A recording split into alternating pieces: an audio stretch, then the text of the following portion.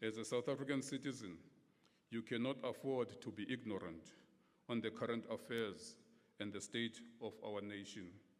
As a parent, you cannot find yourself not being concerned about the future of your child or children. As Chief of the Navy, I am entrusted in providing mission-ready and capable Navy that must be able to patrol and keep our country's territorial waters safe.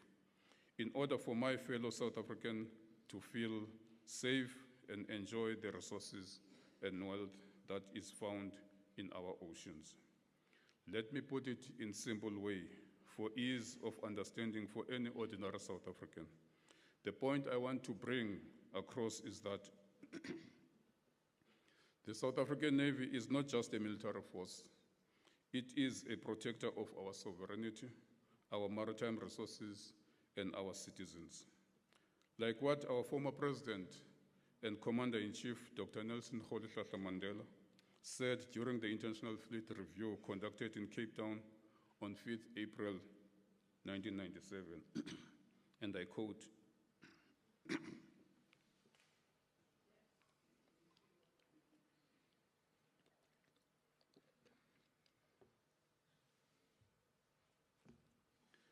"The sea is a vital national interest, and that is why we maintain the Navy.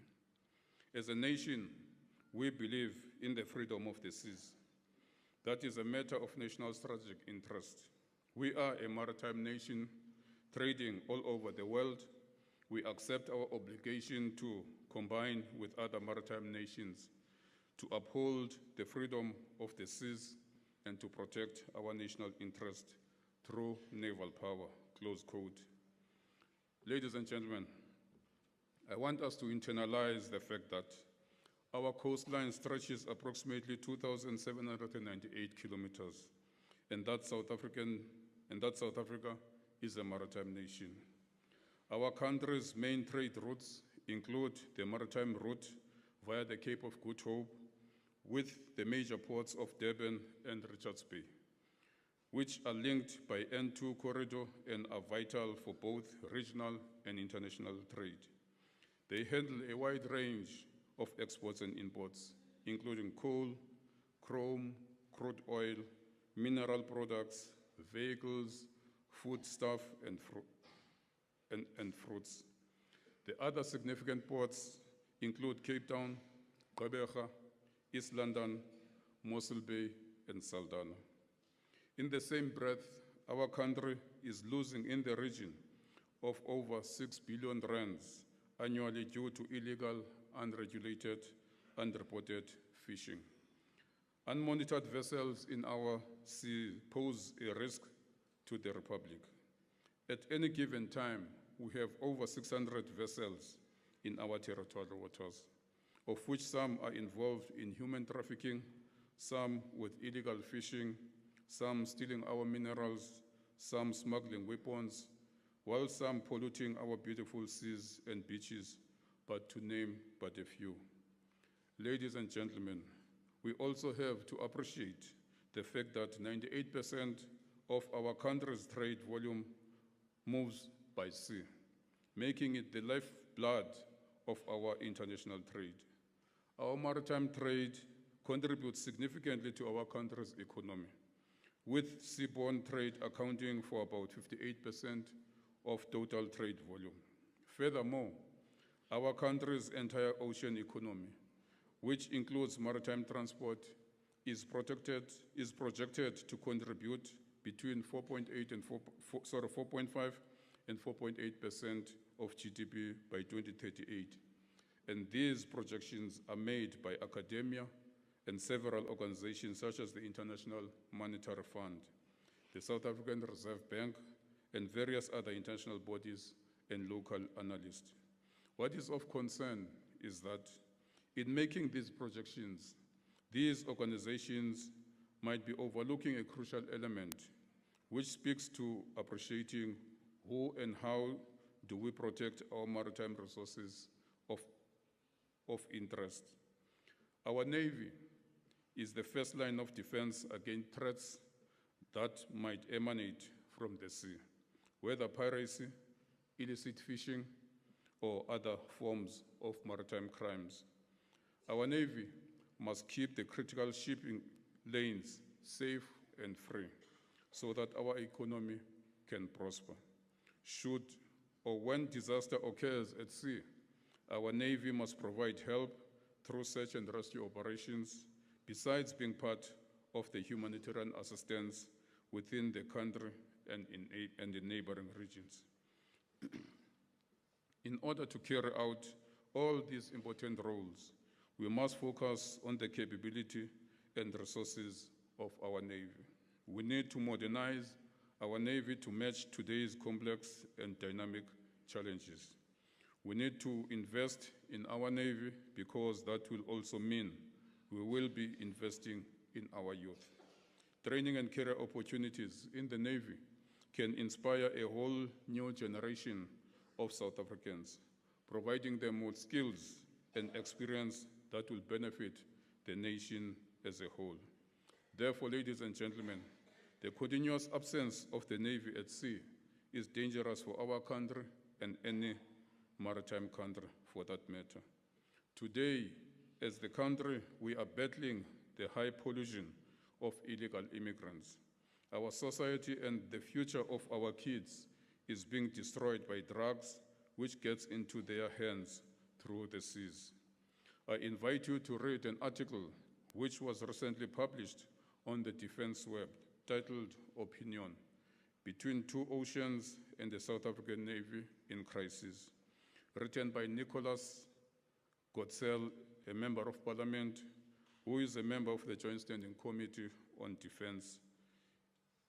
In there, he makes mention that, and I quote, various stakeholders in society tend to see expenditure on defense as being detrimental to expenditure in an economic realm. Yet, a robust defense force is essential to protect sovereignty, secure 80% of trade through maritime routes, support domestic stability, and lead African peacekeeping missions. Ultimately, a strong and capable defense force remains a core component of ensuring internal and external stability and safeguarding the conditions for positive economic outcomes, close quote.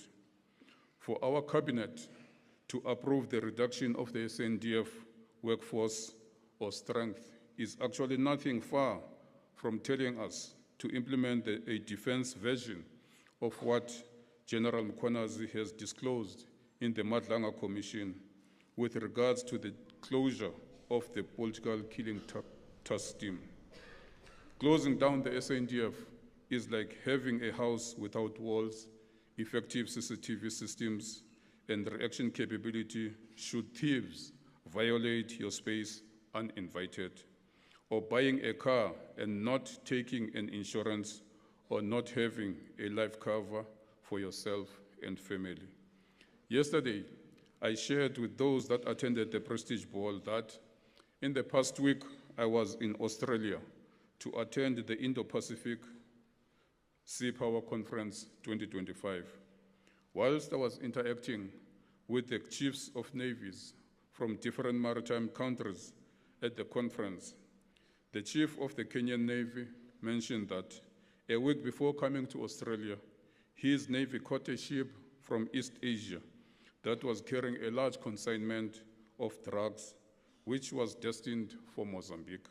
And you will agree with me that Mozambique was not the final destination, but maybe South Africa was. The Philippine chief also brought to my attention the fact that on continuous basis, they arrest ships carrying drugs whose destination is Southern Africa. So what I am stressing is that our prolonged absence at sea due to non-availability of serviceable ships and submarines, all because of under-resourcing of our Navy, should concern you as fellow South Africans. I often find myself questioning whether those responsible for making significant decisions, particularly regarding the funding of our defense force, if they may be directly or indirectly influenced by these drug cartels, illegal traders, maritime criminals, and human traffickers. Because it will appear that this consistent underfunding and incapacitating of the South African Navy and the Defence Force in general is to ensure the success of the operations that undermine our nation, compromise its sovereignty, and jeopardize the future of our children. The unpatriotic and what appears to be a sellout posture of defunding the SA Navy and the SANDF in general leaves me with a question of whether the people behind what I would like to call nonsense, if they are not busy with a mission to privatize the SA Navy and the SANDF, seeing that the private security is a lucrative business in our country and it is replacing the state security machinery. We must refuse this kind of unconstitutional policy decisions. I am telling you today that should the SA Navy's roles fall into private hands, and the same government that is today telling us that there is no money to fund the Navy, they will use the government reserves to fund those private security forces. To add salt to this wound, attempts have been made by certain government departments to bring a foreign company to come patrol our waters. As the Navy, we rejected this sellout and unpatriotic decision. Maritime security narrative is about protecting our way of life. Our oceans define who we are. It feeds our people, sustains our economy, and connects us to other nations through the Indian and Atlantic Ocean. When our maritime domain is secure, our nation stands secured. But for that, we must first secure ourselves from within through good governance, coherent laws, accountable institutions, and leaders who put national interests above competition and personal greed. We must invest not only in hardware, but also in our people, our sailors, our engineers, the analysts, and the families that give meaning to our platforms, because they are all the center of gravity, of our gravity. All I am putting to you this evening is that we cannot continue being silent observers of our country being at risk of losing its sovereignty. We need to advocate for a stronger, well-funded defense force. We need to think about what is it at stake for not having visibility and the Navy present at sea. We cannot be ignorant of what is happening around the world. Look at what the West is doing in the Caribbean, Venezuela to be precise. With so much military power in terms of their warships deployed near Venezuela, and the world is currently speculating a possible invasion. On one hand, there are also these ongoing military crises between Russia and Ukraine. Then the West, on the other, are also pointing their guns towards Nigeria, threatening them with military action. The question we should be asking ourselves as South Africans is, who will the West target next in our African continent? Ladies and gentlemen, let us not think we spared from this devilish bullying of the world. With that in mind, I say we need to be found ready and not be a repeat of what Libya went through after it was accepted back into the so-called world democracy. Libya's military was caught with their pants down due to failing to rejuvenate itself and thinking that the world was on their side and that they will never attack them. All I'm putting to you this evening is that we cannot continue to be silent observers, our country being taken to dogs. We need to advocate for a stronger, well-funded defense force. We need to think about what is at stake for not having a Navy present at sea. With the responsibility entrusted in me to command the seas of our country, and the love I have for our motherland, I find it difficult to separate emotions from my responsibility. and I'm not apologetic about it. Fellow South Africans,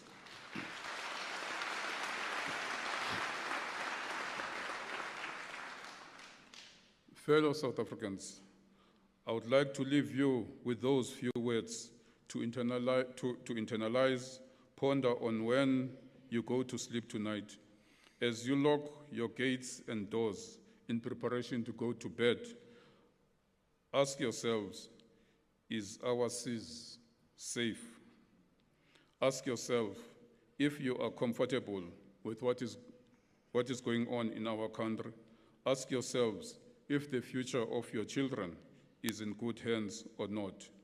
Before I close, I want to make mention that I regard my job as a calling, as I have been serving the people from the tender age of 17, and to this day, after 40 years, I regard serving the people in my country as the only thing I know best.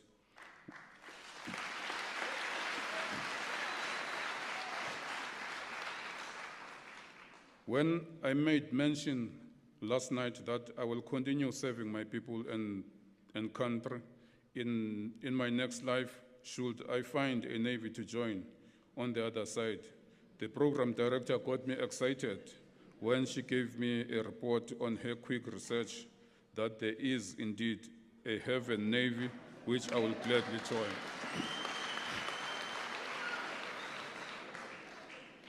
In closing, let me take this opportunity to thank the program director, Captain Mahlangu. Thank you very much for the professional and exceptional execution of your responsibilities as the master of ceremony for this important event in the Navy calendar. To the acting public relations officer, Commander Madiba, Mr. Mabina, and your team, well done, and thank you for the good work that went into the planning, organizing, and execution of this beautiful evening. I also send my appreciation and thanks to our world-renowned SA Navy Band and the 2025 SANDF Choral Competition champions, our own SA Navy Choir. Thank you for the beautiful music you are providing us tonight, which makes this event more beautiful. Thank you to the management and all the support teams of UNISA for the support provided to my coordinating team and for keeping and making the venue available to us year in and year out. Let us continue the collaboration and support going forward.